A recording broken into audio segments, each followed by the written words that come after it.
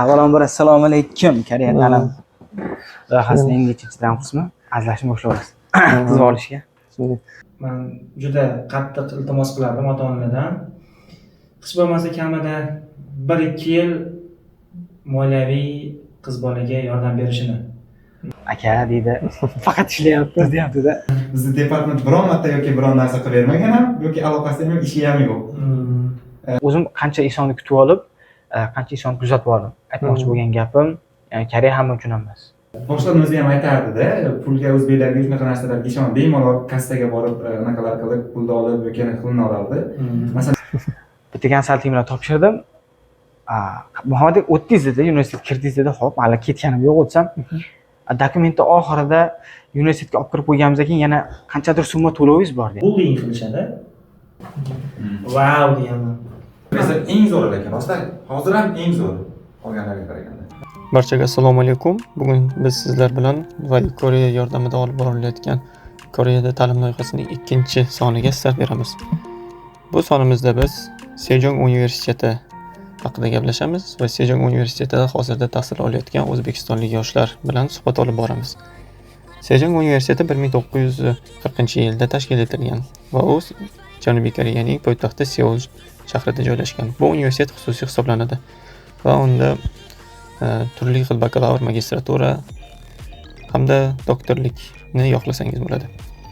Sejong universitetida bakalavr sohalari bu Business Administration, Hospitality, Tourism Management, Public Administration, Applied Music, Computer Engineering, Media and Communication and Economics sohalaridir.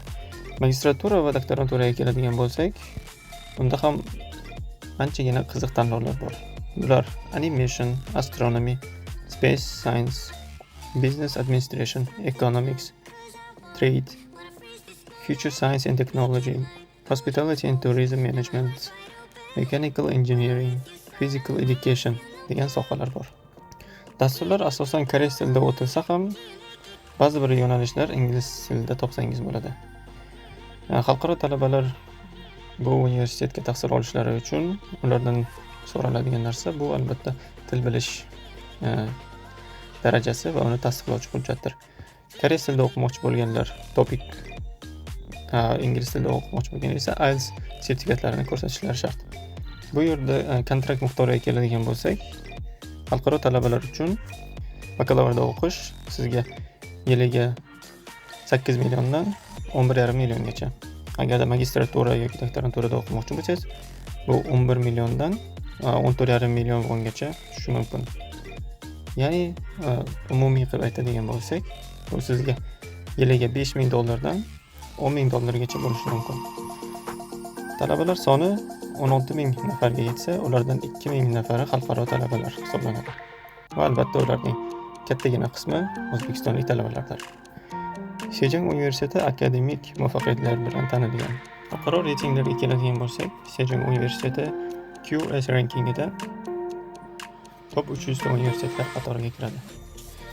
Eng kuchli yo'nalishlardan biri bu mehmonxona boshqaruvi hisoblanadi va u dunyoda 29-o'rinda turadi. Va yana biri mehmonxona va turizm boshqaruvi esa 11-o'rinda butun dunyoda. Universitetga hujjat topshirganingizda sizning til bilish darajangiz yuqori bo'lsa, sizga katta miqdorda grant beriladi. Ammo bu faqatgina birinchi semestr uchun bo'ladi. Boshqa semestrlarga esa bu sizning universitetda olgan baholaringizga qarab o'zgarishi mumkin. Ya'ni grant ko'payishi yoki kamayishi mumkin. Ba'zi talabalar esa hattoki grantsiz yuqorida ko'rsatilgan miqdorda to'lab universitetning nomiga keladigan bo'lsak, bu universitet Shoson qirolligining 4-hukmdori Qirol Sejong nomiga qo'yilgan. Qirol Sejong koreys tilida Xitoy alifbosidan hozirgi biz bilgan Hangul, ya'ni koreys tili alifbosiga o'tishga sababchi bo'lgan. Agarda siz ham bu universitetda tahsil olishni xohlasangiz, unda Sejong universitetining sahifasiga kirib, u yerdan ma'lumot olishingiz yoki shu video ostidagi link orqali bizning Telegram kanalimizga qo'shilib, u yerda Sejong universitetiga topshirishga oid bo'lgan barcha fayllarni yuklab olsangiz bo'ladi. Assalomu alaykum hurmatli obunachilar. Bizlar bugun Sejong universitetini tugatgan bir do'stimiz Abdulaziz aka bilan suhbat olib boramiz. Marhamat. Assalomu alaykum Qilichbek. Avvalambor suhbat uchun chaqirganingiz uchun katta rahmat. Hurmatli Qilichbek tabunuvchilari, hammalarga assalomu alaykum deymiz.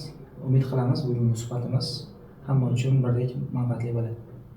Qolaversa, o'zimni yaqin do'stim Abdulla aka, u ham shu Sejong universitetida o'qiydi hali ham. O'zingiz tanishtirsangiz. Assalomu alaykum hammaga, Qilichbek muxlislariga. Men ismim Abdulla, hozirda mana shu Sejong universitetida talabasiman va o'qishni davom ettiryapman shu universitetda. Majoringiz qaysi? Computer science, double majorim, hospitality tourism. Xo'p. Endi birinchi savoldan boshlasak, nega aynan bu universitetni tanlagansiz? Faqat rankingi uchunmi yoki boshqa bir o'zingiz xohlagan bir motivlar bo'lganmi? Men yuqorida aytish esimdan chiqib ketibdi.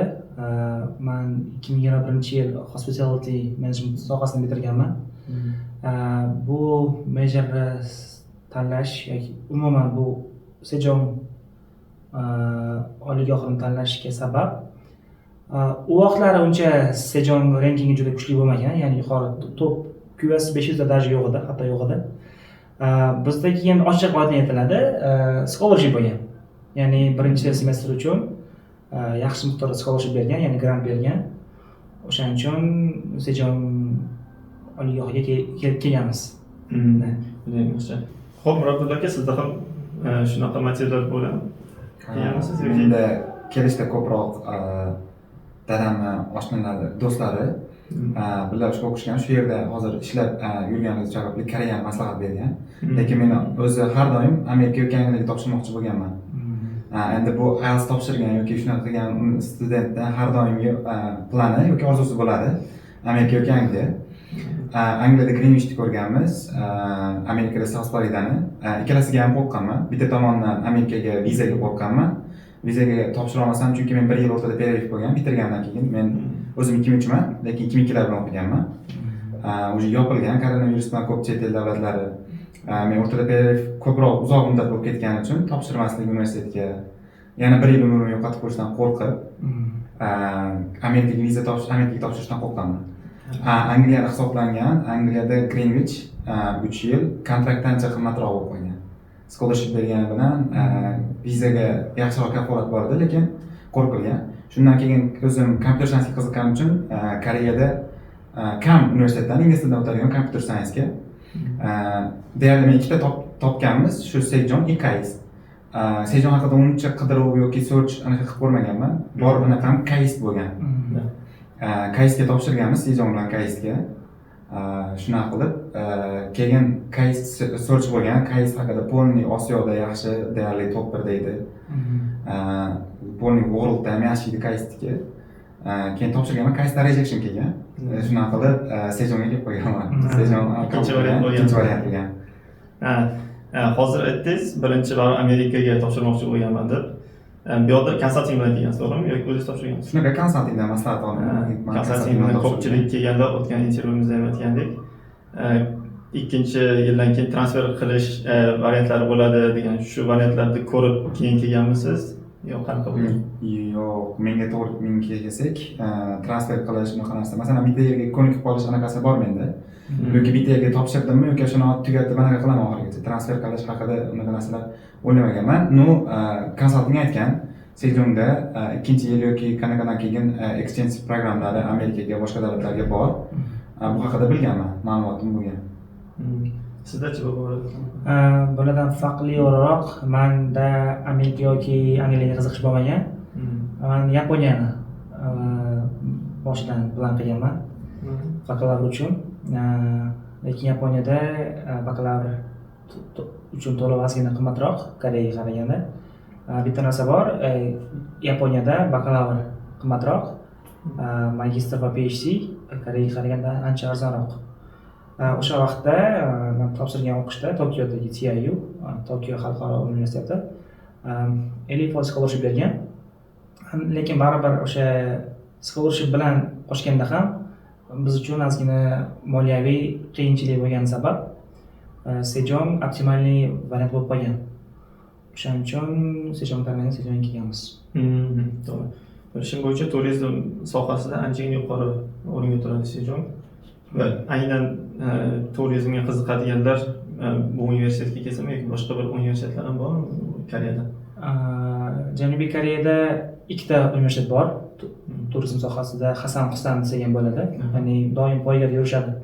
Birinchisi Sejong, ikkinchisi Kyonki. Kyonki. Ularda ham hospitality shkolasi, maktabi. O'sha QS rankingda ham Sejong bilan doim shu competitionda bo'ladi. Ularda ham Sejongga o'xshab hamma darslar, hamma curriculum deydi. 100% ingliz tilida olib boriladi. Ya'ni darsda hamma shu 4 yil bakalavrda ingliz tilida o'qisak bo'ladi. Bu yerda Sejongga ingliz tilida o'qigansiz, ingliz tilida kelgansiz va ko'p o'zbekistonliklar aynan shuning uchun Sejongga tanlashadi. Hozir ham ko'rdik, juda ham ko'p o'zbeklar Sejongda hozir o'qib kelishmoqda. Bu yoqda koreyslarni yoki boshqa studentlarni o'zbekistonlik talabalarga bo'lgan munosabati qanaqa? Yaxshi qabul qilishadimi yoki ko'payib ketdilar degan narsa bormi? Men shaxsan o'zimni raqamdan gapiraman, eksperiyensimdan gapiraman. Bizda hospitality majorida sohasida darslarimiz 100% ingliz tilida olib borilgan, yuqorida aytib o'tdim. Lekin xalqaro va mahalliy talabalar orasidagi o'sha o'quv sistemasi ikki xil. Misol uchun baholash sistemasi ham bor. Bitta faktor, ikkinchisi ularga o'tiladigan darslar. Deylik, hospitality sohasida ma'lum bir fanlarga faqat ingliz tilida o'tilsa, yuqori darajadagi, ya'ni advanced deymiz, advanced darslar faqat koreys tilida olib borilgan. Ya'ni u darslarni biz ham olalardik, qachonki bizda yetarlicha koreyscha tilni bilish darajamiz bo'lgan. Misol uchun topik deyiladi, topikdan kamida 4 darajamiz bo'lganda biz ham bu fanlarni olib o'qisak bo'lardi. Bu fanlarga nimaga biz qiziqqanmiz? Chunki u fanlar kerakli fanlar bo'lgan. O'sha karyera uchun bu fanlar o'sha must have deyiladi ingliz tilida. O'sha fanlarni ololmaganmiz. O'sha til language barrier bo'lgani uchun. Koreys tiliga kelgan yaxshiroq, chunki endi o'zi aytganingizdek ko'pgina darslar bor koreys tilida, ingliz tilida o'tiladi deyilsa ham but required eng muhimlari koreys tilida bo'ladi.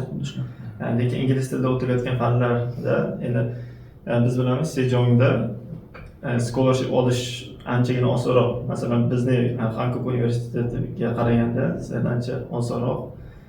Lekin shunga yarasha competition ham katta. Koreys talabalariga o'zbek talabalari munosib raqobat ko'rsata oladimi sohada? Ya'ni yaxshi o'qishda, endi o'sha scholarshiplar olishda, GPA-ni ko'tarishda nima deb o'ylaysiz?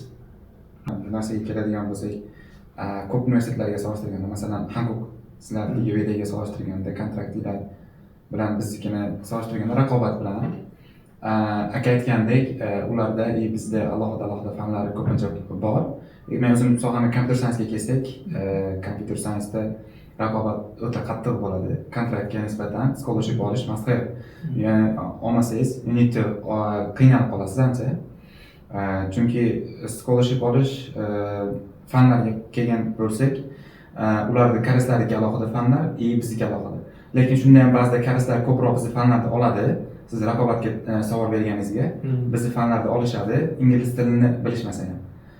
Ba'zilari kerak bo'lib qolsa matematika yoki shunaqa fan yo'nalishda bo'lganligi uchun shunaqa fanlar bor. Raqobat ancha qattiq bo'ladi lekin aslida koreyslar bilan. Masalan, turizmda ko'rdim, ko'p professorlar double major bo'lgani uchun koreyslarga alohida baho, chet ellik studentlarga alohida baho qo'yadi. Ajratib. Lekin ba'zi professorlar deyapman, lekin bizda unaqa emas. Computer science da aniq qo'yiladi.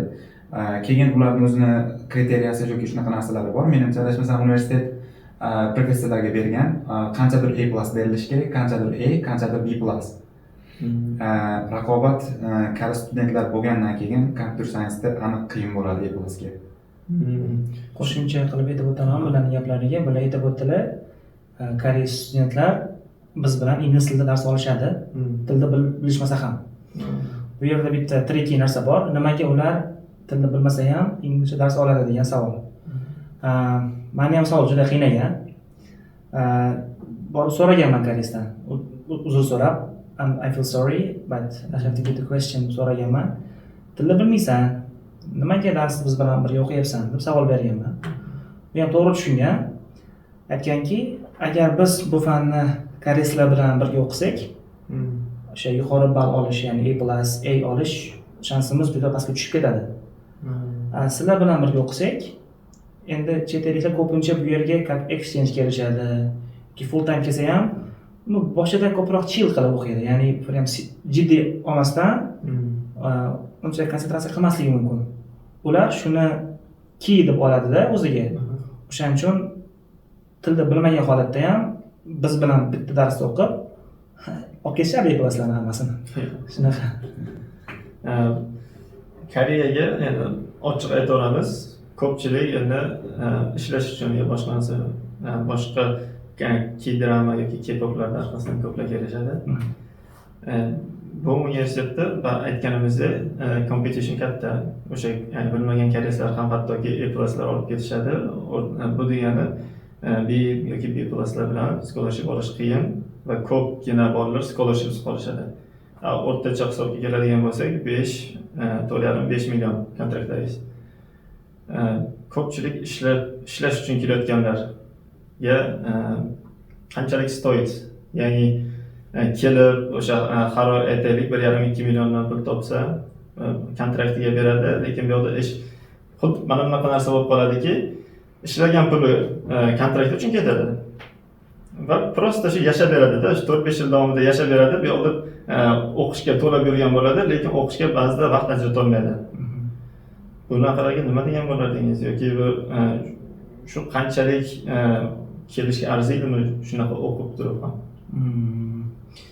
Xo'p, chunki aynan nima uchun bunday deyapman? Chunki ko'pchiliklar koreys tilini bilmay keladi va ish topishga ham qiynaladi va topgan ishlari ham основной uzoq shu 7, 8, 10 soatlik kuniga va og'ir ishlar bo'ladi. Qora ishlar juda charchashadi. Darslarda ham ko'plab ko'ramiz, uxlab yoki boshqa narsa qilib turgan bo'ladi, uxlayotgan bo'ladi. To'g'ri. U o'zimizga ham boshimizdan o'tgan. Mana birinchi semestr kelganimizda biz ham shu qora ishlar qilganmiz. Siz o'tgan savolga keladigan bo'lsak, ya'ni rostdan arziydimi? Kelib o'qib, ham bu ko'proq self funded studentlar, ya'ni uydagilardan pul olmaydigan, ya'ni hech qanaqa davlat tomonidan grant, ya'ni el yurtimidami yoki Koreya GKS scholarshiplarsiz kelgan studentlarga nima desak bo'ladi?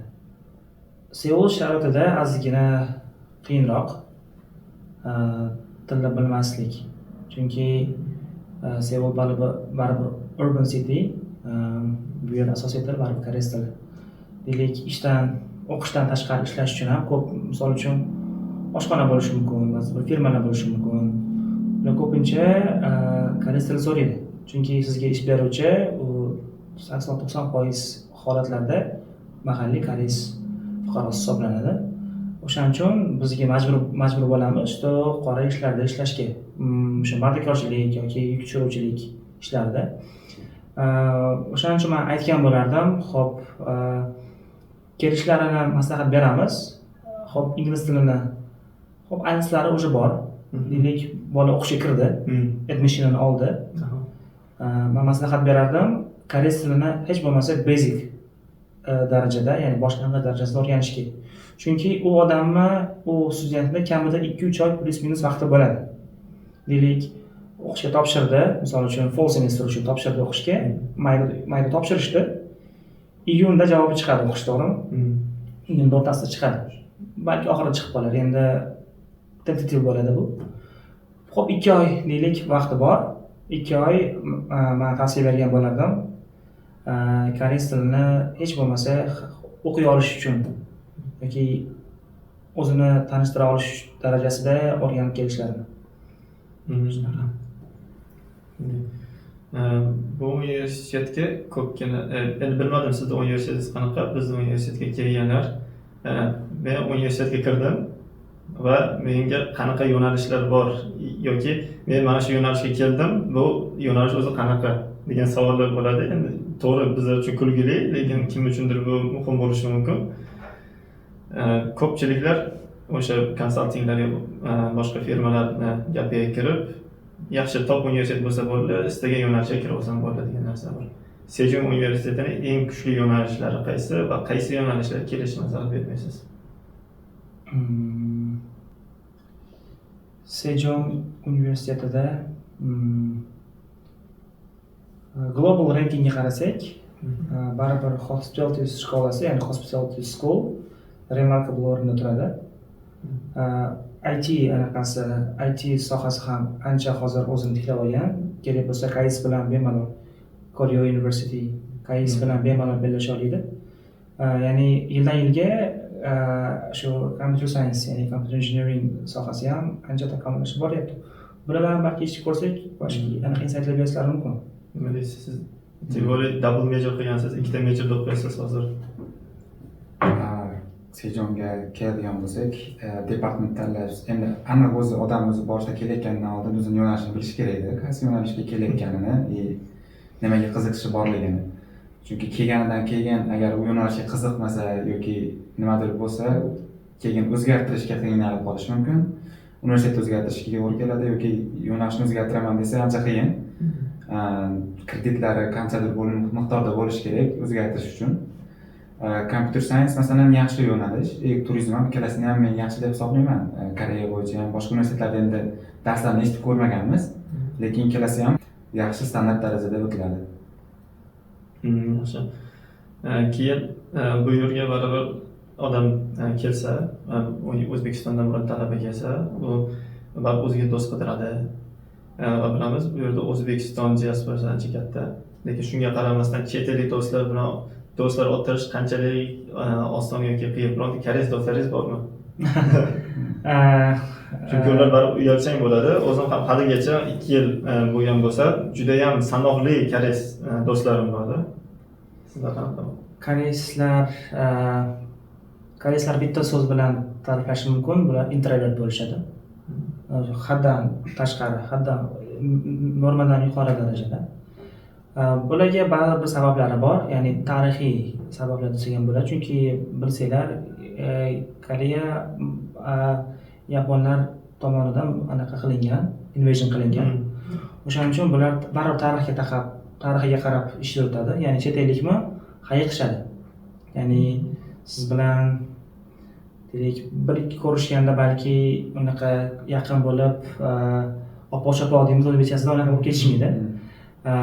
Bular keyin birinchi tanishda o'sha yosh ism nima ish qilishiga qarab tanishadi, shunga qarab muomala qilishadi. Shaxsan o'zimga kelsak, Koreyaga 2016-yil kelganman birinchi Sejonga, shu universitetga. Shu 4 yil bakalavr o'qish vaqtimda to'g'ri tam guruh proyektlar bo'ladi, koreyslar bilan birga o'tirib bitta projekt ustida ishlaymiz, teamworklar bo'ladi. Faqat o'sha narsa o'sha yerda qoladi. Undan keyin ekstra yoki boshqa siz offer qilasizmi, birga kofe ichaylik yoki o'rtoq bo'laylik deb. Ular ko'pincha yo'q demadida, boshqacha chiroyli ma'noda yo'q deb sizni tuba reject qiladi.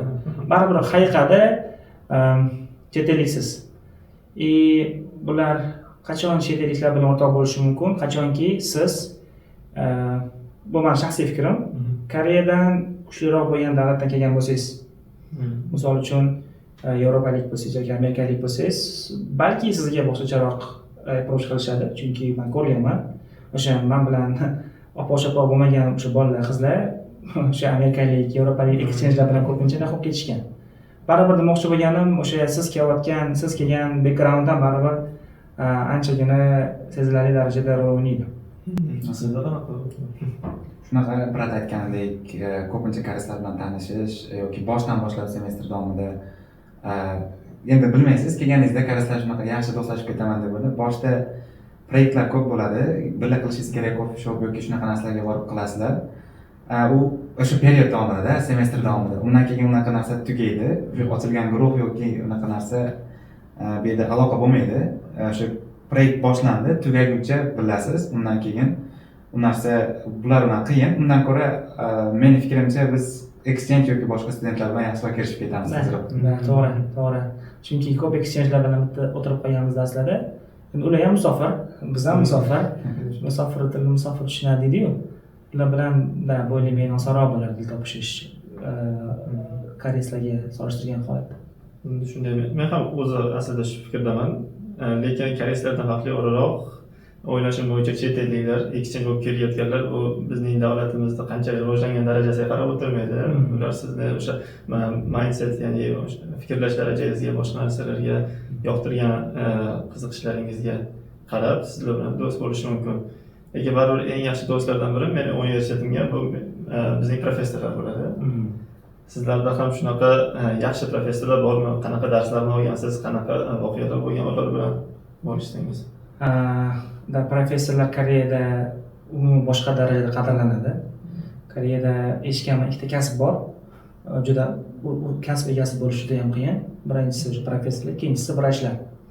O'shaning uchun bularda hech kim challenge qila olmaydi. Ya'ni misol uchun o'qish vaqtimizda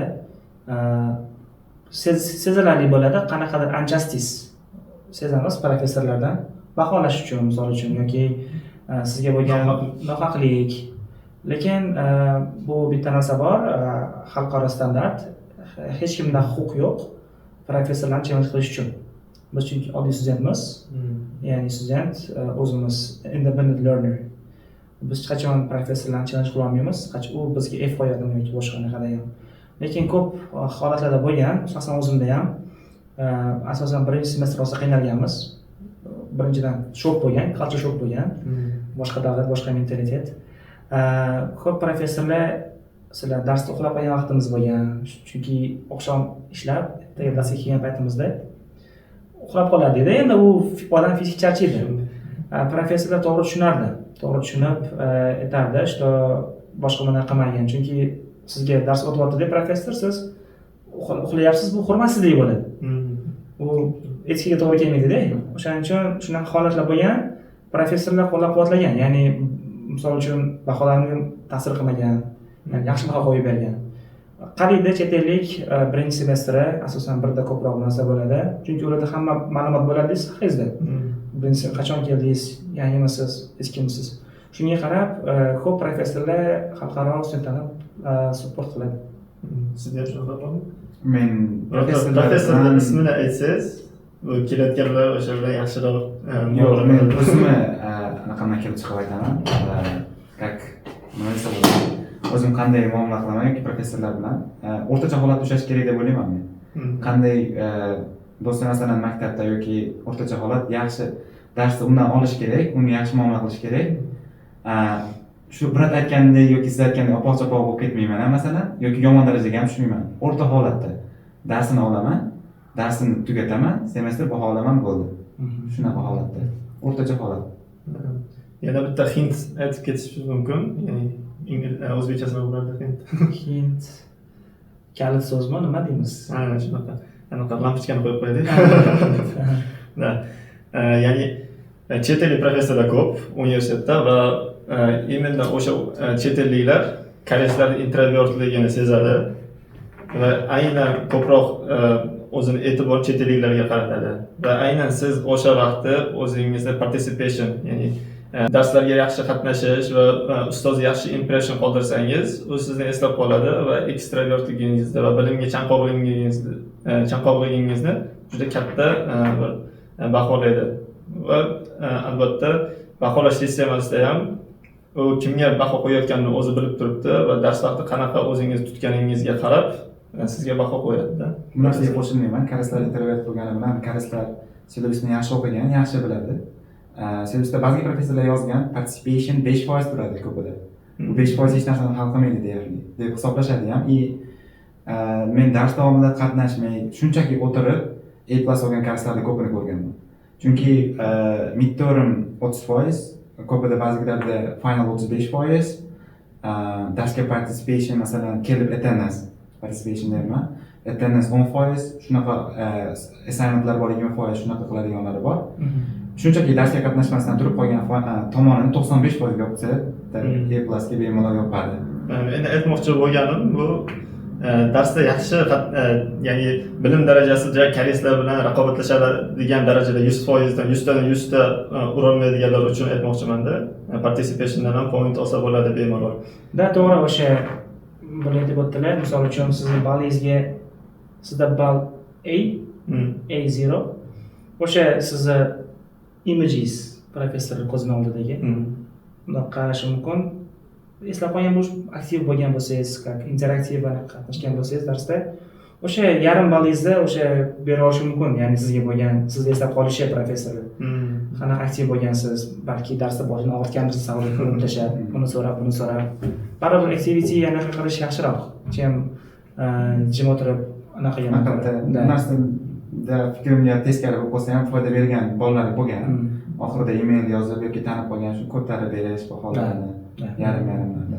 Shunaqa. Chunki o'sha yarim kerak bo'lsa hal qilib qo'yadi-da, ba'zi momentlarda scholarship mana bir foizda. U juda ba'zida juda katta anaqa foyda keltiradi bizga. Shunaqa. Universitetda tugatgandan keyingi faoliyatingiz haqida gapirib bersangiz, o'zingiz yo'nalishingiz bilan ketdingizmi yoki qaysi ishda ishlayapsiz? Men universitetni bitirgan 2021-yil, ya'ni Coviddan keyingi hammaga ma'lum hospitality sohasi o'lgan u vaqtda. Ya'ni qayta tug'ilish, regeneration deyiladi-yu. Qayta tiklanayotgan paytda edi. Men o'qishni bitirib ketganman O'zbekistonga. O'zbekistonga qaytgandan keyin Toshkentda MJIT degan universitet bor, Singapurskiy deb aytiladi mahalliy tilda. O'sha yerga ishga joylashganman, akademik bo'limga. Ya'ni o'zim soham teskari soha. Umuman ta'lim sohasiga ketganman. U yerda 1 yildan sal oshiqroq ishladim. Birinchi ishlagan departamentda imtihonlar bo'limi, ya'ni examination unit. Ya'ni universitetda butun midterm final examlarini biz tashkillashtirib, biz baholab, biz publish qilardik. Undan keyin u yerda 8 oy ishlagandan keyin boshqa bo'limga o'tganman, ya'ni lecture management. Ya'ni o'qituvchilarni manage qilish. Ularni ishga olish, ularga salary offer qilish, ularga dars qo'yib berish, ularni kutib olish, xullas o'qituvchilar bilan shu visiting lecturelar bo'yicha tele o'qituvchilarni, local lecturelar hammasini manage qilish mani bo'limga tushgan. Shu, ya'ni akademik sohada ketganman. O'qishimni bitirib, ya'ni hospital sohasiga ketmaganman, tamomila umumiy teskari sohaga ketib qolganman. Chunki shunaqa shans chiqib qolgan, ya'ni opportunity chiqib qolgan. Shans qo'yib kelmagan. O'zim xohlaganman, yaxshi joyda ishlashni va Toshkentda Hilton ochilgan o'sha vaqtda. Lekin shans borida urib qo'ygan yaxshiroq. Ya'ni yo'q narsadan umid qilishdan ko'ra, men ta'lim sohasida ketganman. Sejonda o'qiganingiz bu o'sha ishga joylashishingizga ancha yordam berganmi? Juda ham, chunki baribir bu yerda ko'rganmiz o'zimiz midtermlar qanaqa olinadi, finallar qanaqa bo'ladi, tam kurikulumlar qanaqa tuziladi. Juda asqotgan. Asqotgan juda. Sizga kelsak, universitet hozir 3-kursni tugatyapsiz. 1 yildan keyin уже graduation va kelajakdagi qanaqadir planlaringiz bormi? Siz ham o'zingiz sohangizda yoki boshqa sohada ishga joylashmoqchimisiz yoki magistraturada topshirmoqchimisiz va qaysi davlatlarga agar? Men keladigan bo'lsak, kelajak plan hozircha shu o'zim sohamda ishlash, Koreyada. Keyin magistraturaga keladigan bo'lsak, sal o'zimni moliyaviy tiklab olib, o'rtada ozgina ishlab, yaxshi bir ish qilib olib, keyinroq topshirmoqchiman. Koreyaga emas, boshqa davlatlarni sinab ko'rmoqchiman. Qatar yoki yana Amerikami yoki boshqa davlatlarga. Scholarship bilan grant uchga harakat qilib ko'rmoqchiman bu safar. Yoki har xil Koreyani o'ziga bo'lsa, magistraturaga adashmasam GKSlar bor. Shunga topshirib ko'rishga harakat qilib ko'raman. Sizda koreys tili darajasi qanaqa? Hozir 2. Topik 2. Ularga maslahat berib o'tkansam bo'ladi. Bir yil qoldi o'qish bitirishlari. Job marketda baribir kirasiz, xudo xohlasa 1 yildan keyin. Bu yerda GPA boshqa narsa, lekin language proficiency, ya'ni koreys tilingizni topik 4 gacha ko'tarib olsangiz, xudo xohlasa sizda full stack bo'lib chiqasiz, to'g'rimi? Xudo xohlasa yo'nalishingiz. Full stacklarga juda Koreyada ish ko'p, ya'ni frontda ham, backda ham, mana o'rtalarim ishlashadi. Til muhim. Job marketda talab katta, ITchi yangi bitirganlarga, ya'ni tajribasi bo'lmasa ham, lekin Koreyada qolib 1-2 yil o'sha financial independent bo'lishingiz uchun koreys tilini hozirdan shu darajasini ko'tarish maslahat bergan bo'lardim bizga. Yana hozirda ko'pchilik o'zi professorlardan yoki boshqa shu yerda ishlayotgan odamlardan ko'p eshitganman. Korea Collective Society individualistik emas, ya'ni odamlar o'zini fikridan ko'ra kollektiv fikrlarga ko'proq ergashadi va shu bilan birga ishga kirgan vaqtda ishdan promotion, ya'ni keyingi darajalarga o'tish uchun judayam qiyinchilikka duch keladi. Ya'ni shunaqa narsa borki, O'zbekistonda yaxshi amaldorlar o'sha Mercedes yoki chet el inomarkalar haydab yursa, bu yoqdagi eng katta planka bu Genesis mashina. Chunki undan boshqa markada haydasa, shunaqa o'zim eshitganman. Patriot emassan. Shuning uchun seni lavozimga ko'tara olmaymiz deyishadi. Shuning uchun nima deb o'ylaysiz? Baribir O'zbekistonliklar bu yoqqa chet ellik bo'lib kiradi. Ular baribir koreys millatiga to'liq integratsiya bo'la olmaydi baribir. Shuning uchun ularning promotioni, ya'ni keyingi darajalarga, keyingi lavozimlarga ko'tarilishlari qanchalik qiyin bo'lishi mumkin? Xo'p, hayotiy tajribadan kelib aytib berishim mumkin. Siz koreys tilini xuddi mahalliy koreysdek bilsangiz ham, ya'ni shu topikingiz 6 darajada bo'lib, ya'ni tilni yuqori cho'qqisiga chiqqan bo'lsangiz ham baribir siz bular uchun chet elliksiz. Koreyada 4 kompaniyalar bor: Samsung, LG, Hyundai, shunaqa kompaniyalar bizda ishlab yurgan o'zbeklar ham bor. Topsak bo'ladi. Ko'tarilishga keladigan bo'lsak, ya'ni promotionga keladigan bo'lsak, koreyslar uchun baribir Koreans important. Ya'ni siz biron bir chet el kompaniyasida ishlamasangiz, ya'ni outsourcing kompaniya bo'lishi mumkin, ya'ni JP Morgan Amerikaniki bo'lishi mumkin, Citibank. Ya'ni Koreya local kompaniyasi bo'lmagan joylarda ishga topshirsangiz, u yerda promotion local kompaniyalarga qaraganda nisbatan osonroq bo'ladi. Lekin baribir koreyslar baribir patriot, bular kelsa paytlari bo'lgan, tekinga ishlashgan. Ya'ni Koreya juda qashshoq bo'lgan tarixdan. Bu yerda dars ham bo'lishi kerak. Korean history Bizda bor edi. Shunaqa dars bu yerda ham o'tishadi, ingliz tilida eshitgan bo'lsangiz kerak. O'sha darsni olsangiz ancha naqa qilsangiz bo'ladi. Sochini sotgan deyishadi. Juda shunaqa Koreya qashshoq bo'lganki, kuchga turish uchun odamlar tekinga ishlashgan. Ya'ni davlatini hozirgi Koreya qilgan, buni xalqi bo'ladi, o'zini aholisi bo'ladi. O'shaning uchun o'sha local anaqalarda, ya'ni mahalliy kompaniyalarda katta Samsung, Hyundai, oddiy farqi yo'q. Baribir deylik 3 kishiga kirdik, 4 kishiga kirdik, bitta koreys, uchalamiz. Darajamiz bir xil. Hammamiz GPA'miz bir xil. U kamiz, lekin biz ham undan kam bilmaymiz. Lekin baribir nima deydi? Indirectly deyiladi ingliz tilida. To'la emas. Privilege, ya'ni imkoniyat, o'sha tarozini anaqasi palasi bir tomonga olib ketib qoladi. O'shaning uchun nima deydi? Juda eplasa bo'ladi, impossible narsa emas, lekin juda raqobatbardosh kandidat, ya'ni kadr bo'lishimiz kerak. Va yana bir mavzu borki, hozirda juda ham ko'p muhokamalarga sabab bo'layotgan bu qiz bolalarning Koreyaga kelib o'qishi. O'qishiga o'zim qarshi emasman albatta, ammo o'qib ham ishlab va o'zini kontraktini xuddi o'g'il bolalarga o'xshab to'lamoqchi bo'lganlarga nima deb olasiz? Tavsiya bera olasizmi shuni kelishlarga? Ya'ni qiz bolalar uchun. Qiz bolalar uchun. Qiz bolalarni o'qitish kerak. Chunki bitta fakt ham bor-ku, uylangan inson ayolini ko'zga olish kerak. Politsiyaga borib, menga ayol doktor ber deb talab qilishi, agar u o'zini singlisini qizini o'qimasa, bu mantiqan noto'g'ri. Ya'ni adolatsizlik. Baribir ayol kishi jamiyatda asosiy bo'g'ini, ya'ni farzandlarimiz baribir ayol kishi tarbiyalaydi, ko'proq ayol bola bilan birga bo'ladi. Chunki biz financial support qilamiz oilamiz.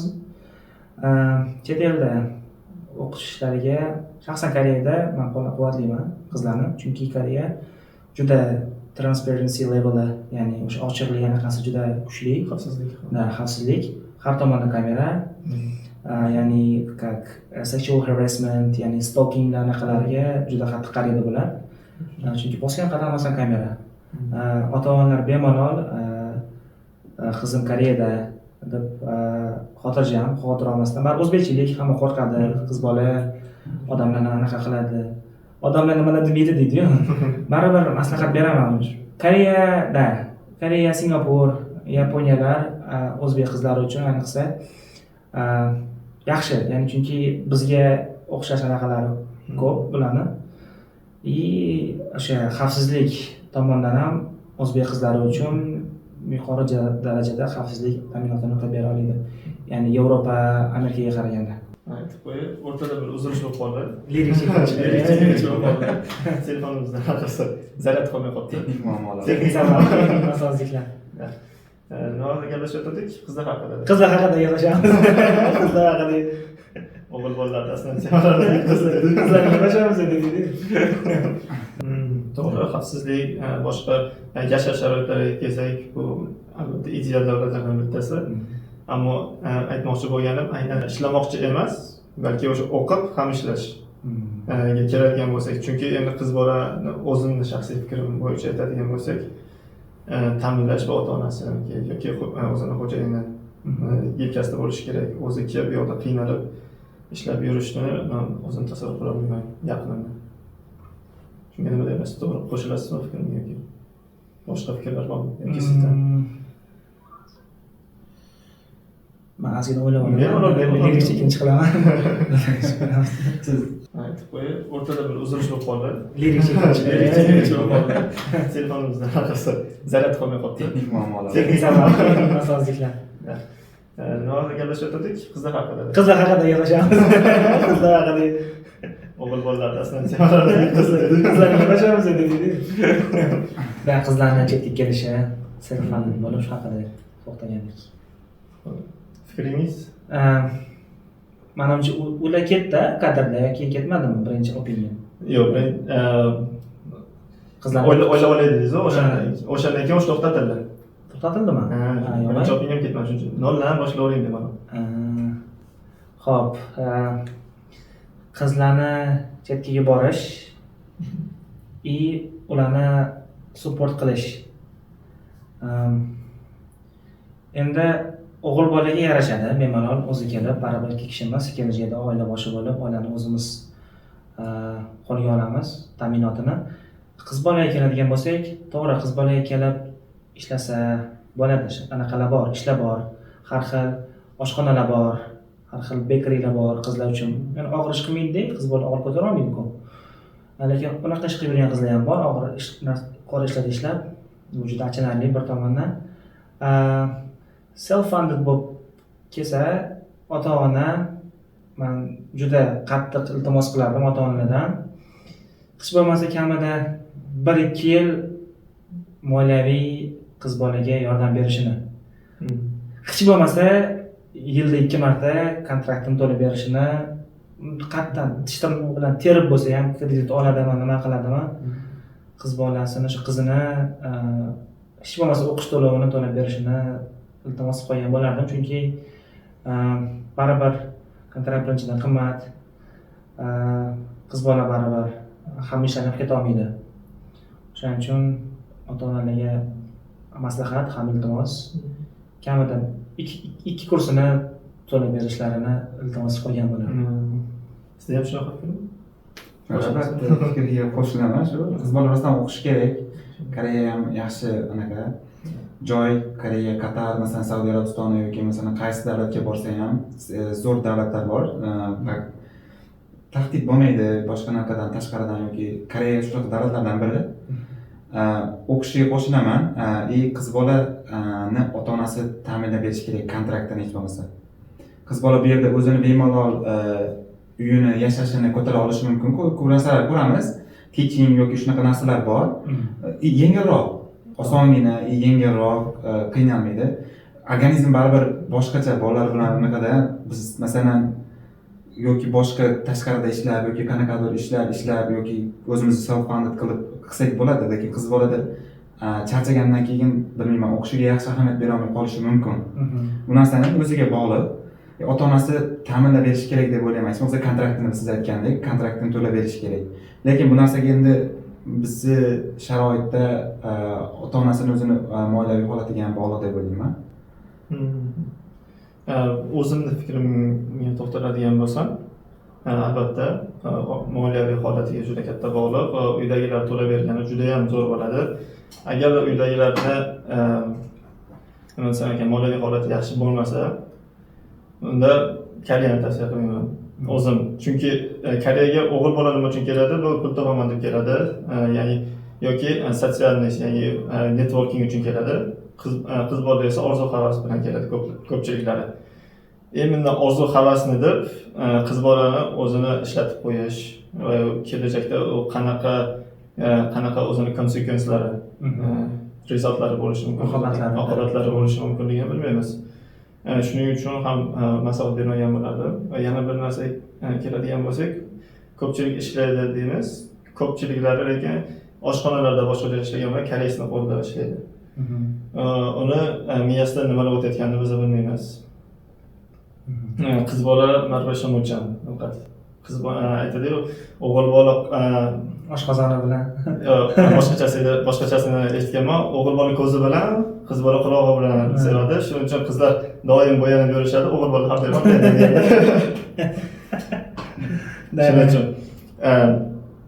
shuning uchun ham ehtiyot bo'lishlarini so'rab qolgan bo'lardim. Va yana bir narsa bor, balki buni kesib aytamiz, yo'q. O'zim sizlar uchun ham aytmoqchiman. Koreyada development, ya'ni rivojlanish taraqqiyotga endi intilayotgan vaqtda 3S qoidasi bo'lgan. Bu degani sinema, sport va uchinchisi o'sha bu nimaga olib keladi? Bu вредные привычки, ya'ni noto'g'ri привычка, yomon odatlar, zararli odatlar. Zararli odatlardan iloji boricha qochish va ya'ni sog'lom ovqatlanish yoki vaqtni to'g'ri taqsimlash, sport bilan shug'ullanish. Sinema esa bu albatta o'zini ma'naviy jihatdan boyitish uchun va bu просто o'sha boshqa yanada вредные привычки, yomon odatlarga berilib ketmaslik uchun qilingan bir bu ham bitta rejaga desak ham bo'ladi albatta. Chunki u narsa bu yerda xavf-xatar hisoblanmaydi. Biz aytdik, bu yer xavfsiz joydir. Lekin именно o'sha bu yerda xavfli deb hisoblanmaydi. Va bu narsaga qarshi fikr berishi mumkin, masalan, qiz bola agar bizda ham unaqa bordi-ku, nima edi, buzoqni nima qilmaydi, ipini uzmasa, onajin ko'zini uzmasa, uzmaydi. Shunchaki ishonadigan xilqada. Bo'lish agar o'zini tarbiyasiga bog'liq, uni gaplashganimizdek, agar shunaqa rostdan koreysga shunaqa o'zi boshlamasa, ishlayotgan ishida ham yoki shunaqa narsa qilmasa, qarasam, masalan, siz ham men ham o'ylaymiz, bu narsa Koreyada o'ta qattiq anaqaligini. Har semestr bizga darslar bo'ladi. Chunki quyib o'tira oladi. Bu narsa qo'shimcha qilaman mana. Siz gapirib olavering. Darslar bo'ladi deb aytdilar-ku. Chunki bularda o'sha qiz bola ifati deyiladi baribir. Masalan, o'zbekchilik bizda ayol kishi baribir to'yigacha o'zini or-nomusini bilan ushlab yurish kerak. Bu majburiy narsa. Lekin Koreyada unaqa narsa emas. Koreyada o'sha bular high school, ya'ni o'sha maktab vaqtlaridayoq u narsani yo'qotib qo'ygan bo'lishadi. Chunki sababi bor, buni bullying qilishadi. Rost eshitganman. Sen hali ham qiz anaqamisan, qiz bolamisan degan ma'noda o'sha sinfdoshlar o'rtasida bullyinglar, ya'ni ustidan kulish bo'ladi. Ya'ni bu stress. Koreya bular stress anaqasi juda yuqori. Ya'ni suitsid darajasi juda yuqori Koreyada. O'shaning uchun, ya'ni haligi koreys bilmasligi mumkin bu qiz bolaligini, ya'ni bokiraligini bilmasligi mumkin-da. Nimadir ofir qilib qo'yishi mumkin. Chunki bilmaydi-yu, o'ylashi mumkin, что Koreyada bu narsa normal, ya'ni hamma qiz anaqa easy going. O'ylashi mumkin, что bularda ham, chunki ular bizning kulturani bilmaydi. Shu narsani ham baribir havodir qilib qo'ygan yaxshiroq. To'g'ri. Yana nima demoqchi edim hozir? Aynan shu narsalar hozir gaplashganlarimiz bu oila institutiga ham katta ta'sir qiladi. Nafaqat koreyslar, balki butun boshqa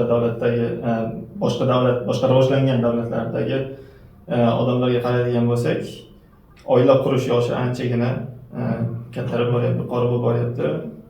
Koreyaga kelgan o'zbek o'g'il bolalari deymizmi yoki qizlar orasida ham bu narsa borki, o'sha 25-26 yoshdan o'tsa ham haligacha turmush qurmagan bo'lishadi. Albatta, koreyslarda bizlar hech qanaqasiga tanqid qila olmaymiz. Ularda o'zining mentaliteti bor va boshqa narsa. Hattoki o'zimning kursdoshlarim ham haligacha 27-28. Meni ham shunday deb o'ylagan. Ko'rinishimdan degan unaqa emas. Biz ular tanqid qila olmaymiz, lekin bizlar hali ham rivojlangan davlat emasmiz. Bizlar hali ham o'sha rivojlanishda eng pastki pog'onalarda borayotganmiz. Bizga oila instituti azaldan juda ham muhim sanalgan. Shuning uchun shunga ham albatta bir o'ylab ko'rishlaringizni yoki Koreyaga kelishdan so'ragan bo'lardim. Yana nima haqida gaplashamiz? O'zi kimga Sejong universitetiga kimlarni kelmasligini maslahat berasiz? Kimlar uchun emas bu? Qanaqa toifadagi odamlar uchun emas? Shunaqa yo'l bo'lganmi? Bo'lgan. Kechagi darsdan shunaqa bo'ldi. To'g'ri, birinchi semestr bo'ladi, birinchi semestr bir turibman. Uxlab ham qolish bo'ladi, bu narsa bo'ladi. Professor dars o'tyapti, xonani tushuntirsak, bu yerda ustun bor, devor dedik, shunaqa, orqasida parta bor. Bu narsa ustozga ham yoki darsdan ko'rib bo'lmaydi. Bola kelib hech kim o'tirmagan orqa tomonga bo'lmaydi. Eng burchak, eng ustunni orqasi. Bo'pti, orqa partaga o'tir yoki bironta bolani o'rtaroqqa o'tir, uxlab qol, hech narsa, bu narsa professor tushunadi yoki biz ham tushunamiz. U ustunni orqasiga o'tib olib, bu yerda uxlab qolish yoki dars eshitmasdan yotish bu narsa g'alati-da. Professor borib aytayapti, sen shu darsni olganmisan o'zi deyapti. Eng alamlisi o'sha bola o'zbek bolada. Bu birinchi semestrdir, ikkinchi semestrdir, qiyin. Lekin bu yerda uxlab qolish вообще ayniqsa bekim olish g'alati-da. Burchakka o'tirib. Baribir bizlar ham masalan 2-3 yildan keyin universitet bitirib ketamiz. Bizdan keyingi kelayotgan o'zbeklar uchun yaxshi environment qilib ketishimiz kerak-da. O'zbeklar haqida biz yaxshi bola bo'lib qolmasligi kerak. Yaxshi nom qoldirishimiz kerak deb o'ylayman o'zimizdan. Chunki biz chet elda ya'ni biz bitta O'zbekistonda vakilimiz, ya'ni O'zbekistonni ko'rsatib beradigan. Ya'ni ularda ya'ni general anaqa bo'lib qolishi mumkin. Ya'ni hamma o'zbek to'g'ri o'ylashi mumkin. 5 fingers are not equal degan narsa bo'lishi mumkin. Ba'zilari shunaqa bizda bor ekan. Besh barmoq birmas degan narsa bor. Koreysada bunaqa ko'p holatlar unaqa emas. Ularda bitta perception deydi-yu, tushuncha bo'lib qoladi. Ya'ni hammani bitta anaqada qabul qilib, ya'ni e'lon qilishi mumkin. Shu narsaga boshdan o'tgan narsani aytib beraman. Bu narsani ko'p YouTube'larda, podkastlarda eshitganlarsa, boshqalar o'qiyotganlar. Uy kelganman bitta bola bilan, keyin boshqa uyga o'tishim kerak bo'lgan. Bitta koreys tilini yaxshi biladigan do'stim bilan uy qidirayotgan bo'lganmiz. Pudonsonga kirganmiz, Maklerga bilasizlar. Keyin yaxshi gaplashganimiz zo'r uy bor. Anaqa qilishga kelganda, qayerliklar o'zi deb qo'yganda, o'zbekmiz deganimizda keyin uyda egasi o'zbeklarga bermaydi degan. Bu narsa nimaga deb yonimdagi bolani jahli chiqib ketgan, koreys tilini biladigan bola, nimaga desa, undan oldingi o'zbek bola uyda yoqib yuborgan bo'lgan.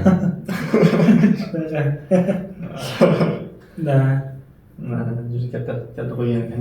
Juda katta. Shunaqa uyda ham masalan ko'pchiligi yaxshi tutmay yoki anaqa bo'lsa, keyingi odamga bergisi kelmay qoladi. To'g'ri, chunki Koreyada uy rosa qimmat, remonti ham rosa qimmat bo'ladi. Chunki siz ketganingizdan keyin deylik kontrakt qilinadi, real estate o'sha 1 yillik, 2 yil kontrakt qilinadi. Chiqib kelsangiz, cho'zdiradi, chiqib kelsangiz, haligi uyda egasi landlord deyiladi chet elda. Landlord qaytadan remont qilish kerak. Ya'ni u qanday remont qiladi? Sizdan keyin holatiga qarab. Siz qanchalik uy toza tutdingiz? Ya'ni devorlar shilinib ketgan, eshiklar singanmi? Shunga qarab remont qiladi. Undan keyin baribir xulosa qiladi-da. Ya'ni sizdan yaxshi review olsa, balki sizdan keyin kiradigan odam o'zi bo'lishi mumkin. Yoki bu yoq aytganlaridek, anaqa qilib qo'yish mumkin, filtr o'zbek olmayman degan ma'noda. Bu narsa ko'p narsa ishda ham bo'ladi. Oshxonada ham masalan ishlagan paytlarimizda, boshda kelganimizdan keyin bizdan akalar ishlagan o'zbek akada. Boshliqdan anaqasi yaxshida, pulga ishonch bo'lgan o'zbeklarda. Hech kim bu yerda o'zbek bola pulga yoki aldov yoki hech narsa qilmagan. Boshliqni o'zi ham aytardi-da, pulga o'zbeklarga shunaqa narsalarga ishon, bemalol kassaga borib anaqalar qilib, pulni olib yoki qilib olardi. Masalan, boshqa millat Vyetnam yoki anaqalar ham ishlardi, ishonmaydi boshqa. Ular ham yomon emas, lekin ba'zilarida shunaqa ko'rsatish oldingi anaqasiga qolib ketadi-da bu yerda. birinchi anaqalari bir muhim. Shunaqa. Yana universitetda qanaqa yangiliklar bo'lsa bor? Sejon. Yaxshi reytinglar ancha ko'tarilib, Ranking yaxshi top 400 ga kirdinglar hozir. kompyuter science ham hozir Osiyoda adashmasam harakatda ko'rganda 8 ga chiqqan ekan, turizm ancha yaxshi. Qolgan yo'nalishlar ham ko'tarilib, ekonomika hamma yo'nalishlar. Sejon ancha o'ziga kelib oldi. Yaxshi invest qildi o'ziga. Yaxshi. Sekin-sekin. Universitetimiz doimo bitta narsada tanqid qilaman men, ko'p tanqid qilaman rostdan. Ko'p tadbirlar qilishadi turizmda yoki masalan ko'p ko'rib qolaman, avtobus karuslarda olib ketishadi, qayerlargadir yoki nimalargadir. Qanaqadir narsalar yuklarni to'plab olib ketishadi. Masalan, computer science o'qiganmiz, biznesni bolalarni ko'rganmiz turizmda. Departamentda ularga qanaqadir partida, pizza yoki bir nimalar qo'yadi. Ko'p bular bilan ko'p o'tiramiz gaplashib. Kursda masalan VDda universitetni birlashtirishga harakat qiladi-da, masalan, ko'p karuslarda yoki chet elliklarda bizni departament biron marta masalan biz eng ko'p kontrakt to'laydigan odam bo'lsak kerak. 6 million to'laysan, pul kontraktimiz shunaqa. Bizni departament biron marta yoki biron narsa qilib bermagan ham yoki aloqasi ham ishi ham yo'q. Ko'p bu narsalar universitetlarda ko'pida aytishadi, departamentlarda yoki qanaqa chet elliklar bilan unchalik ishi yo'q deganda. Bu narsaga rostdan shunaqaroqqa o'xshaydi. Yana bilmadim. Yoki e'lonlar bo'lsa ham, koreys tilida bo'lsa balki ko'rmagan bo'lasiz. Notizlarda ko'pincha e'lonlar bo'ladi, rostdan lekin koreychada, polni koreychada beradi. Shu posterlar chiqarib qo'yishadi. Bu universitetda ancha ko'pda, baribir chet ellik o'quvchi, hech bo'lmasa tagiga yoki yana inglizcha yozib qo'yish kerak-da. To'g'ri.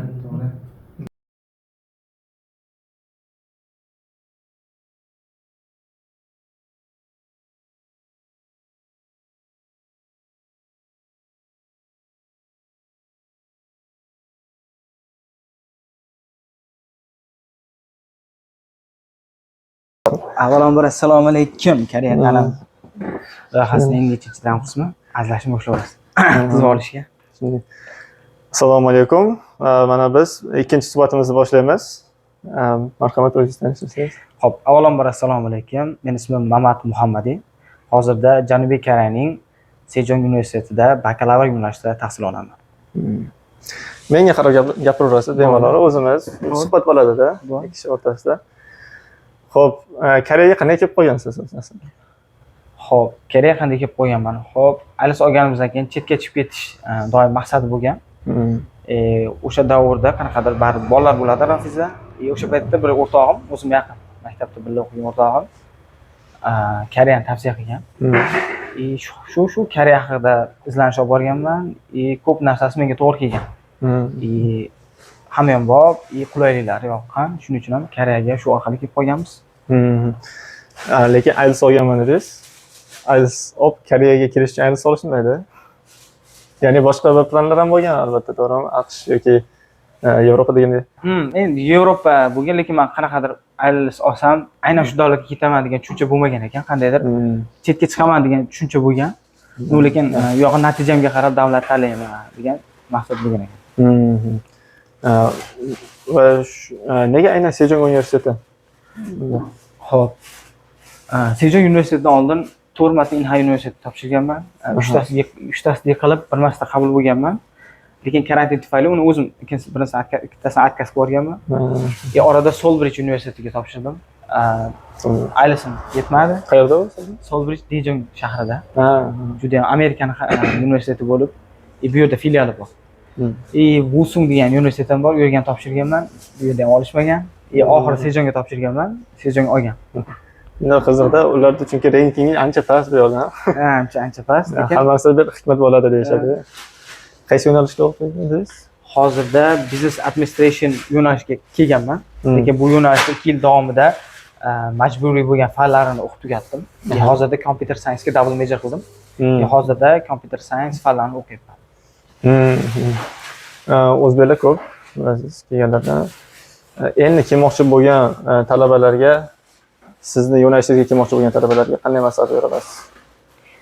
Xo'p, meni o'zi birinchi kelgan yo'nalish, o'zi meni kelishdan maqsadim IT bo'lgan. Lekin IT sohasi O'zbekiston holatimda qimmat bo'lgan. Ya'ni kontrakt menga to'lasam bo'ladi, lekin ota-onam uchun, oilam sharoiti uchun qiyinchilik tug'dirardim. Shuning uchun ham biznesga kelib, biznesdan bu yerga ko'chirdim. Mana shu eng beradigan birinchi maslahatim, aynan nimaga shu yo'nalishni tanlaganingizni bilib oling. Agar bu yo'nalishga qiziqmasangiz, balkim bu yerga kelib bu yo'nalishni o'zgartirishingiz mumkin. Agar yoki maqsadingiz aniq bo'lsa, balkim arzonroqni tanlab bu yoqqa kelib o'zgartiring. Maqsad sizga qulaylik bo'lsin. Bu gapni aytishimdan maqsad, bolalar birinchidan o'zi qimmat sohaga kirib kelib olib, ancha pul sarflab keladi, lekin baribir boshqa joyga ko'chib boradi. Shuning. Aytmoqchiman, yo'nalish tanlashdan oldin yaxshilab izlanishingizga arziydi, chunki kelganingizdan keyin hayot siz o'ylagandek bo'lmaydi. Va kontraktlar ham ancha qimmat baribir Sejonda. Sejong universiteti hozirda men o'zim agar full kontrakt to'laganimda 2000 yoki 3000 ga borib qoladi o'sha paytlar. Hozir ham shu atrofda bo'lib qolgan. Mana aniq summasini bilmayman, 2,5-3 bilan odamlar biznes administration yo'nalishiga kelishgan. Lekin agarda sohalari IT bo'lsa, ya'ni IT sohasi bo'lsa 5000, 4000, 6 million wonda bo'ladi. Anchagina qimmat sohalarda Juda ham qimmat. rivojlanayotgan sohalarda baribir. Ha. Albatta. Bu kontraktni baribir moliyaviy tomondan qiyinchiligi bor yoki hattoki O'zbekistonda o'rta aholi oilalar ham to'lolmaydi albatta $6000 yo $5000 deganingiz. Va Koreyaga kelib ishlayman va shu o'qishimni ham qoplab ketaman, ishimni ham olib ketaman, o'sha ishlagan pulimni kontraktimga beraman degan bolalar qanchalik buni uddasidan chiqib oladi hozir? Men o'zim biroz aytaman, Xudoga shukr deyman, biznes administration kelganimga. Chunki kelganda ITga qiziqish juda katta bo'lgan. O'zbekistonda o'qigan, kelib biznesda o'qirdim, eplab to'lasa bo'lar ekan. Chunki unga nisbatan arzonroq. Lekin bolalardan so'raydim, ITda o'qiganda. To'lab olyapsizlarmi desam, aka deydi, faqat ishlayapmiz deyapti-da. Nimaga desam, agar grant yutmasangiz, bu summani topish uchun siz to'xtamay ishlashingiz kerak. O'qish qanday bo'lyapti desam, aka o'qishda ham eplayapmiz, lekin to'xtamay ishlashga to'g'ri kelyapti. Ya'ni to'lash, shunaqa agar grant olmasangiz oson emas. Endi u to'xtamay ishlash degani koreys tilida yagan cho'gan deyishadi-ku. Yagan cho'gan deyishadi.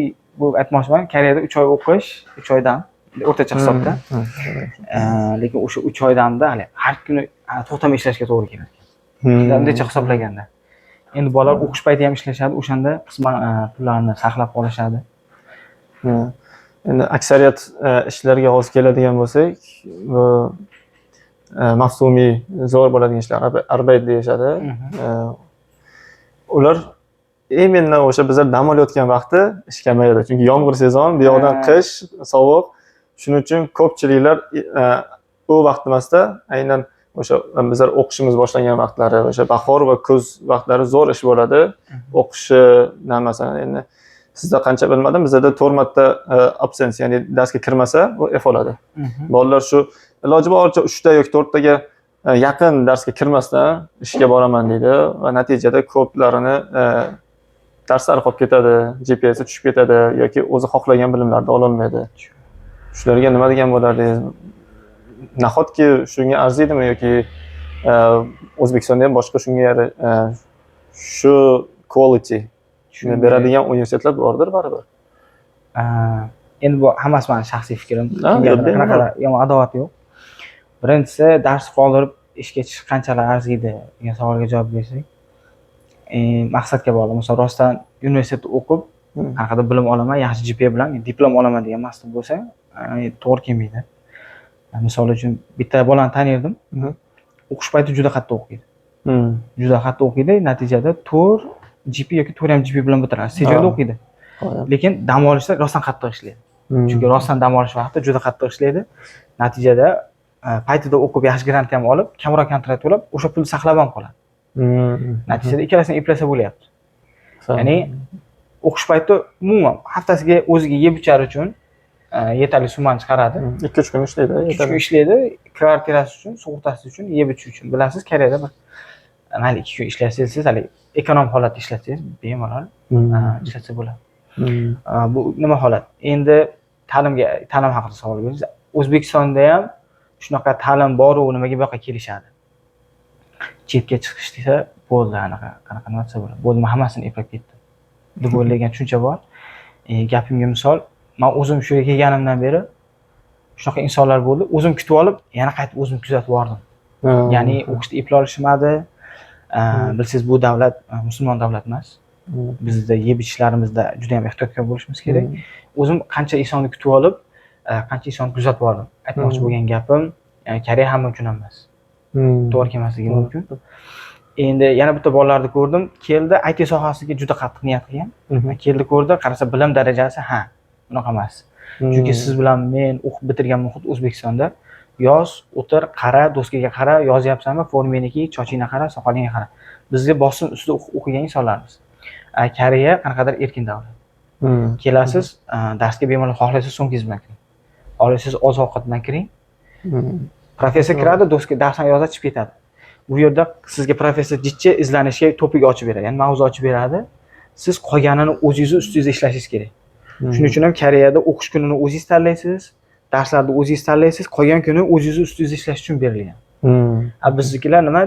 Bu narsani tushunmaydi, yaxshi o'tmayapti. Yaxshi o'tmayapti. Buni puliga O'zbekistondan mashaq qilsam bo'lardi, dedim. Men orada shuni o'yladim. Ular xato qilmayapti, biz balki xato tushundik. Bu yerda sizni o'zingizni ustingizga ishlashga imkoniyat beradi. Orada kutubxonaga kirib, karslar dars qilayotgan ko'rardim. Ular, misol, kompyuter haqida dars oldimi? O'sha haqida yana bitta qo'shimcha dars internetdan sotib oladi.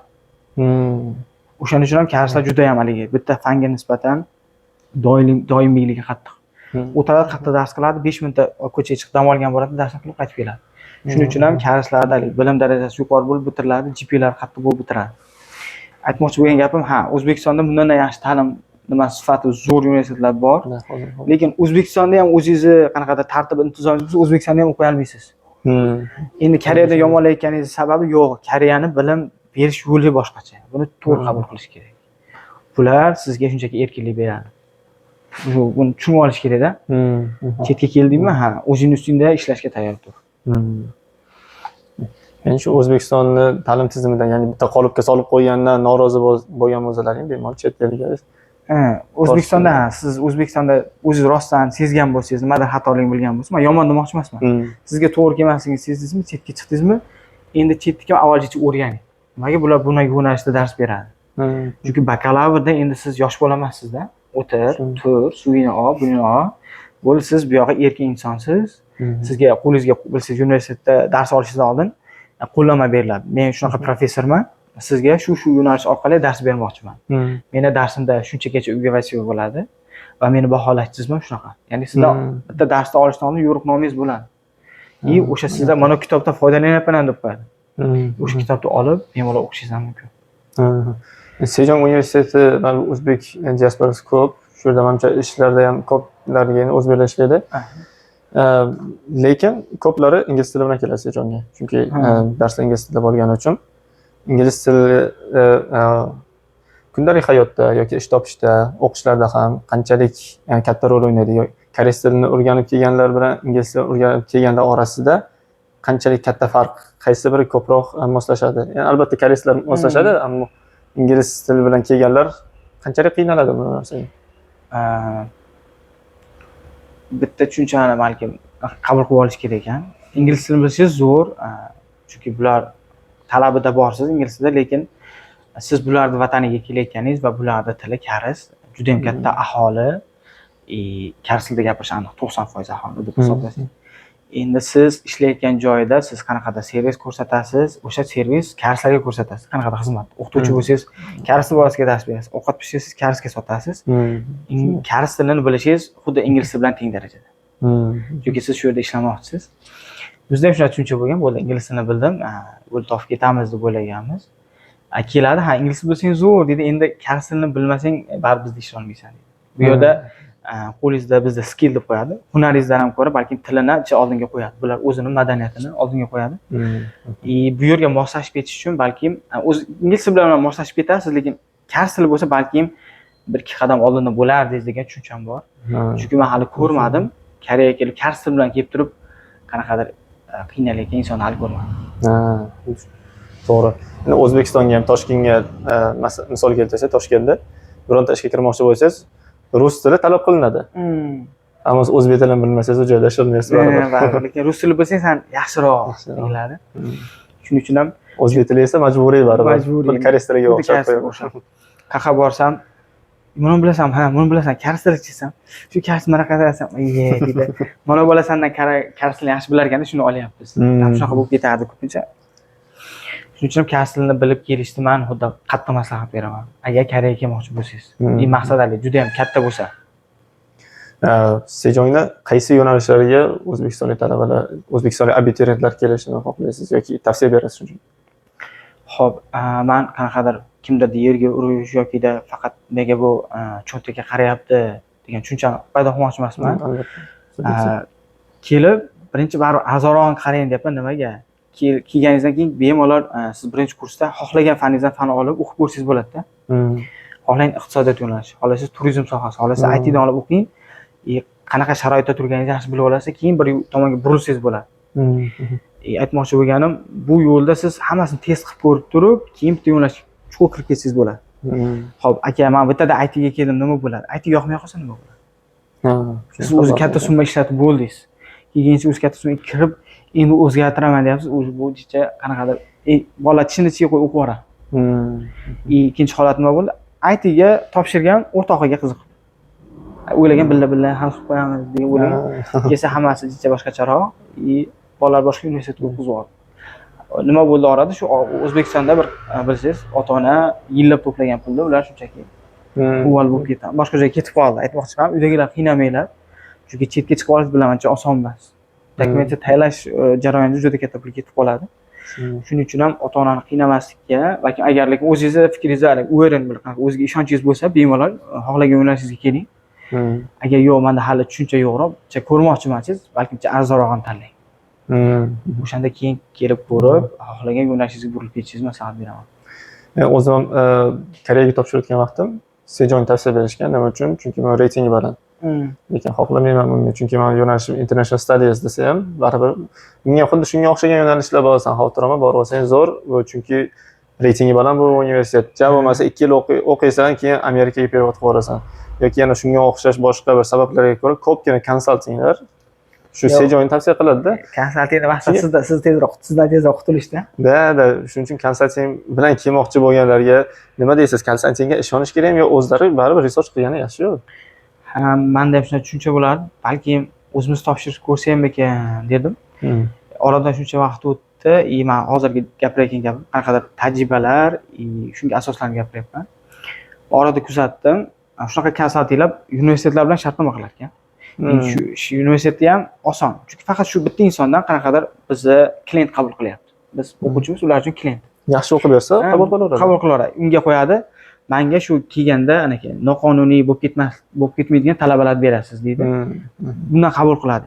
Endi siz bu bir tomondan qanaqadir sistemani buzgan holda o'zingiz topshiryapsiz-da, ularni qabul qilish ehtimoli kamroq bo'ladi. Agar qanaqadir IELTSlaringiz baland bo'lmasa, menimcha qabul qilish sal pastroq bo'ladi. Chunki universitet uchun qanaqadir bitta hamkordan klient qabul qilgan yaxshi ekan.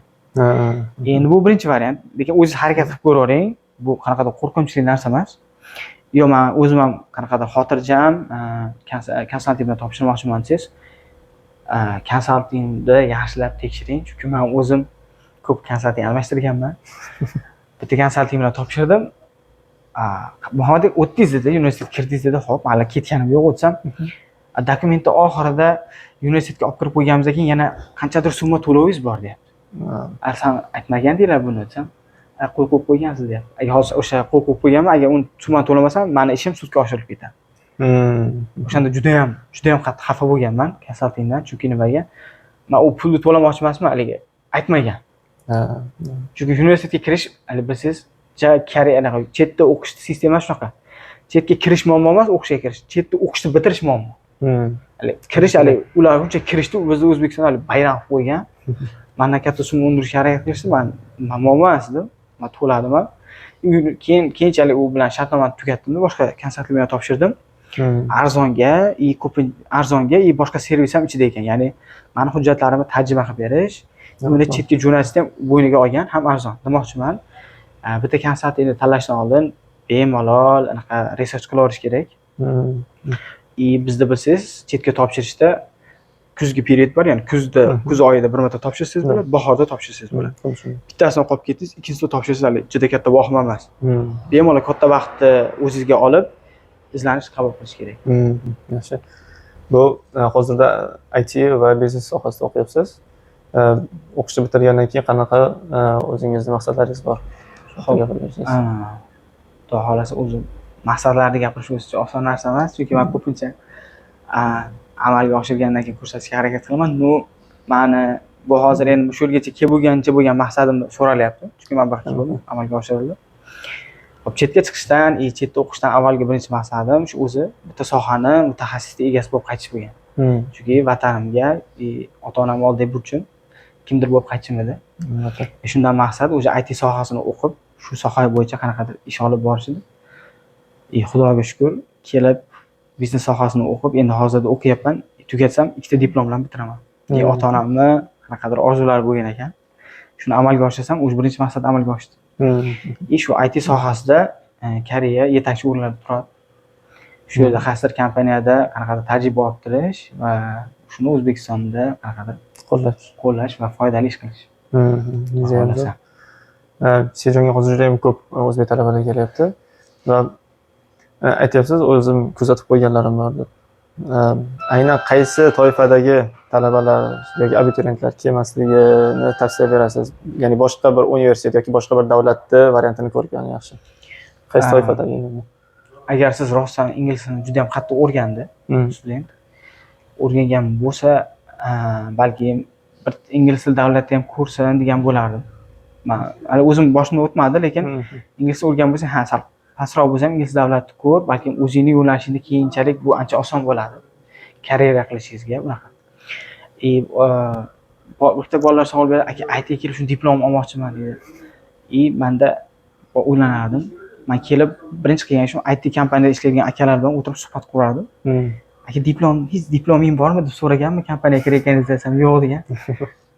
Agar O'zbekistonda ham ITni balki yaxshi o'rganib, balki O'zbekistonda o'zidan qanaqadir ish olib harakat ko'rishsammikan dedim.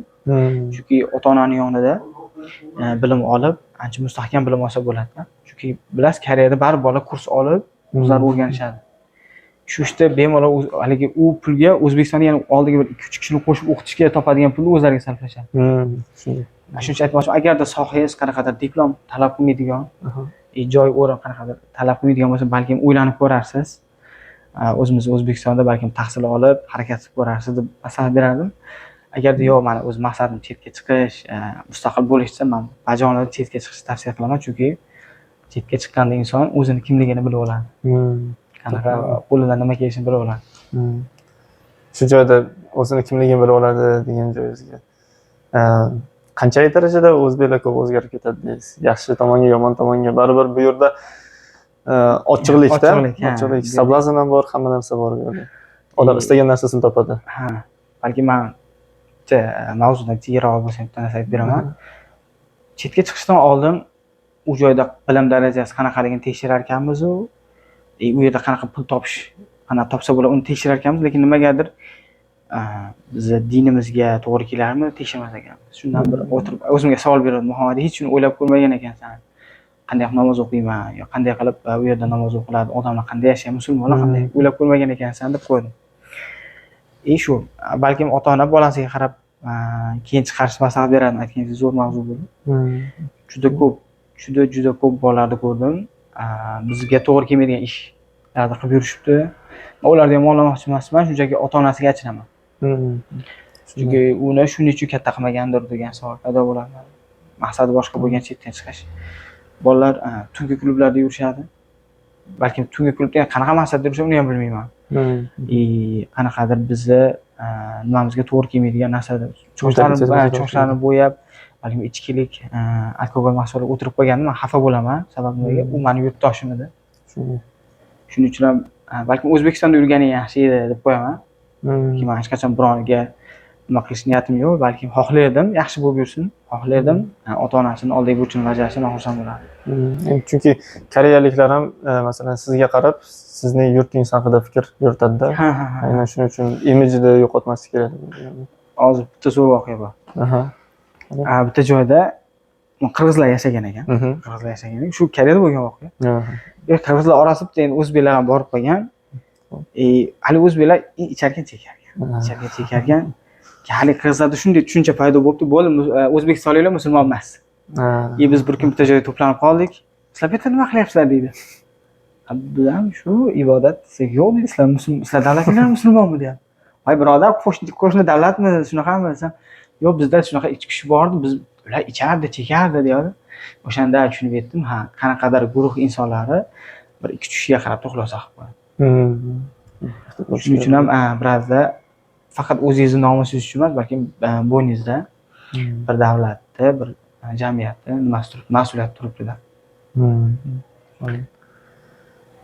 Yana biron narsa aytmoqchi bo'lsangiz, o'zbekistonlik o'sha Koreyaga kelmoqchi bo'lgan yoki Sejonga kelmoqchi bo'lgan abituriyentlarga tavsiyalaringiz bo'lsa. Balki men hali qanaqadir maslahat berishga loyiq bo'lmasam ham, boshimdan o'tgan narsalardan anaqa qilib ularga e'tibor berib maslahat beraman. Avvalo maqsadni aniq qilib olish kerak. Agar maqsadingiz aniq bo'lsa, unga yetish bo'lgan yo'l ancha oson bo'ladi. Ikkinchisi, chetga chiqishingizdan oldin balkim yaxshilab o'ylab ko'ring. Balkim u joyda haqida yaxshilab surishtirib ko'ring, sizga qanchalar to'g'ri keladi. Doim juda ham katta yaxshi niyat qiling. Chunki men O'zbekiston, Koreyada yurgan bir o'zbeklar bilaman, juda katta ish qilishadi, biznes qilishadi. Ular bilan gaplashib qolganimda bir eng yaqin akam, bir oshxonani xo'jayini akam aytgan, Muhammad deydi, O'zbekistonda yurganimda o'sha men Koreyada oshxona ochaman deb, biznes qilaman deb niyat qilgandim deydi. O'sha yerda o'zi yurganda yaxshi niyat qilgan ekan. Balkim har bir ishni boshlashdan oldin yaxshi niyat qilib, duo qilib, balkim kelishdan maslahat beraman. Xudo xolasa, hech qachon harakatdan to'xtamang. Chunki siz bu dunyoga shunchaki tug'ilmagansiz. Siz ham qaysi maqsadlaringiz bor? Qaysi ishlar uchun tug'ilgansiz? Rahmat kattakon. Joningiz sog' bo'lsin. E'tibor uchun. Bu intervyumiz hozir Big Brothers degan choyxona desak bo'ladimi? Oshxona desak ham bo'ladi. Oshxona, o'zimizda o'zbekona oshxonada suratga olindi. Buning uchun sizga rahmat kattakon. Va shu oshxona egasiga kattakon rahmat deb qolamiz. Xudo xolasa keyingi sonlarda va keyingi insonlar uchun omad tilab qolaman va bolam rohasiga juda katta omad tilab qolaman. Chunki ancha foydali, manfaatli bo'ldi. Harakatdan to'xtamang. Ushbu videomiz sizga manfaatli bo'ldi deb umid qilamiz va bizni ijtimoiy tarmoqlarda kuzatishda davom eting. Rahmat.